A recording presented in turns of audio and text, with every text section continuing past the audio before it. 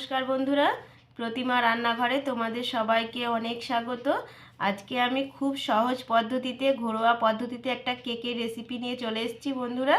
এই কেকটা বানাতে খুব সহজ, অল্প সময়ে অল্প খরচেই বাড়িতে বানানো যায়। তোমরাও একবার ঠিক বাড়িতে এভাবেই বানিয়ে দেখবে।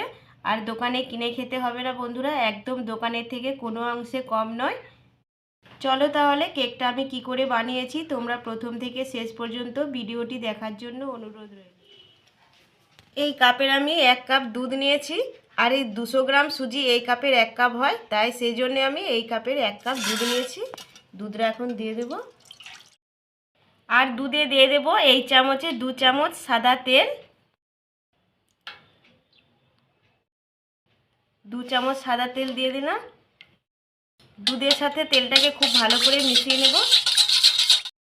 আর এখানে নিয়েছি 10 টাকা দামের 1 প্যাকেট সুজি, আর এই সুজিটা এই কাপের 1 কাপ হয়। অল্প করে সুজি দেব আর মাখতে থাকবো। দুধের সাথে সুজিটাকে খুব ভালো করে মিশিয়ে নিয়েছি। এবার আমি 10 মিনিটের জন্য ঢাকা দিয়ে রেখে দেব। এবার আমি একটা চিনির ক্যারামেল বানিয়ে নেব। সেই জন্য এখানে নিয়েছি 200 গ্রাম চিনি। কড়া বসিয়ে দিয়েছি, কড়াটাকে এখন খুব ভালো করে গরম করে নেব। কড়া খুব ভালো করে গরম হয়ে গেছে, এবার চিনিটা দিয়ে দেব। চিনি দিয়ে কিন্তু কোনো নাড়াচাড়া করা যাবে না, চুপ করে থাকতে হবে। দেখুন ধারগুলো কীরকম হয়ে আসছে। এবার আমি আস্তে আস্তে চিনিগুলোকে নাড়বো, খুব বেশি নাড়াচাড়া করা যাবে না। দেখুন বন্ধুরা, চিনির কালারটা কত সুন্দর আসছে। আর এই কেকের জন্য কিন্তু এই চিনির ক্যারামেলটাই মেন। চিনির ক্যারামেলটা যত ভালো হবে কেকটাও তত ভালো হবে। এবার আমি গ্যাসটা বন্ধ করে দেব। এবার আমি অল্প জল দিয়ে দেব। যদি তোমরা উনুনে করো তাহলে উনুন থেকে নামিয়ে কিন্তু জল দিতে হবে, উনুনে বসানো অবস্থায় জল দিলে হবে না। কত সুন্দর কালার এসছে দেখুন। দেখুন বন্ধুরা, চিনির ক্যারামেলটা কত সুন্দর কালার এসছে দেখুন। এদিকে 10 মিনিট পর ফিরে এলাম। সুজির ব্যাটারটা অনেকটাই ঘন হয়ে গেছে। এবার ক্যারামেলটা দিয়ে দেব। প্রথমে সবটা দেব না, আস্তে আস্তে দিয়ে নাড়তে থাকবো। ক্যারামেলটা দিয়ে ভালো করে মিশিয়ে নিয়েছি। আর একটু অল্প দুধ দিয়ে দেব। দুধ দিয়ে ভালো করে সব কিছু মিশিয়ে নিয়েছি। এবার এখানে নিয়েছি ভ্যানিলা এসেন্স, 1 চামচ দিয়ে দেব।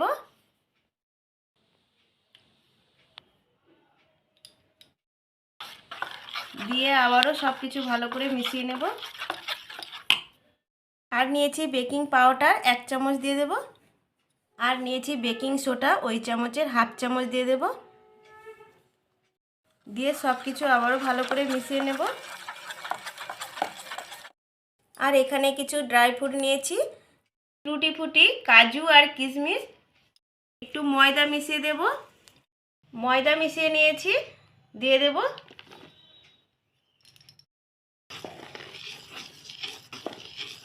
ড্রাই ফ্রুটগুলো দিয়ে ভালো করে এরকম একভাবেই মেশাতে হবে। এদিক একবার ওদিক একবার করলে হবে না।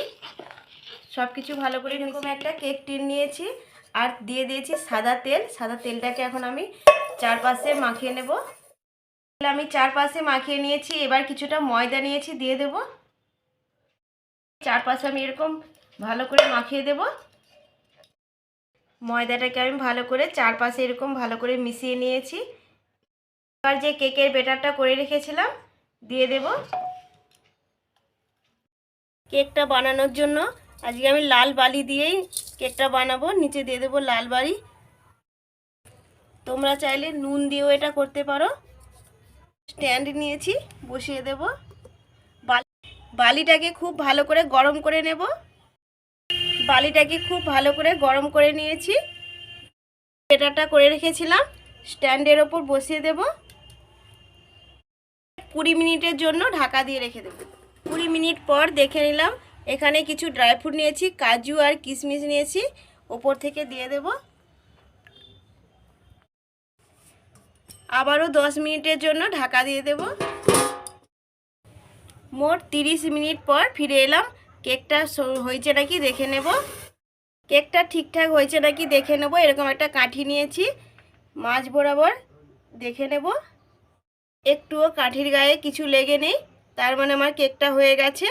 লাভিয়ে নেব, তারপর ঠান্ডা করে তারপর তোমাদেরকে দেখাচ্ছি। দেখুন বন্ধুরা, কেকটা পুরোপুরি ঠান্ডা করে নিয়েছি, আর ধারগুলো কত সুন্দর ছেড়ে গেছে ঠান্ডা হতে। ধারগুলোকে একটু এইভাবে ছাড়িয়ে নেব,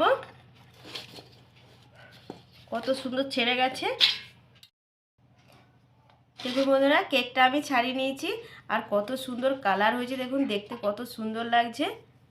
আর দেখুন এই পাশটাও কত সুন্দর হয়েছে কেকটা। কেকটা আমি কেটে দেখাচ্ছি।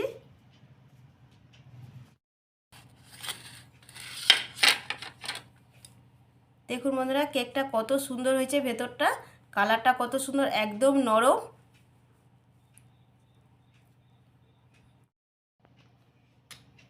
তোমরাও একবার বাড়িতে ঠিক এভাবেই ট্রাই করবে। আর ভিডিওটা যদি ভালো লাগে চ্যানেলটিকে সাবস্ক্রাইব করবেন, লাইক করবেন। চলো তাহলে ভিডিওটা আজকের মতো এখানেই শেষ করছি। দেখা হচ্ছে অন্য কোনো রেসিপি নিয়ে। তোমরা সবাই ভালো থেকো, সুস্থ থেকো। ধন্যবাদ।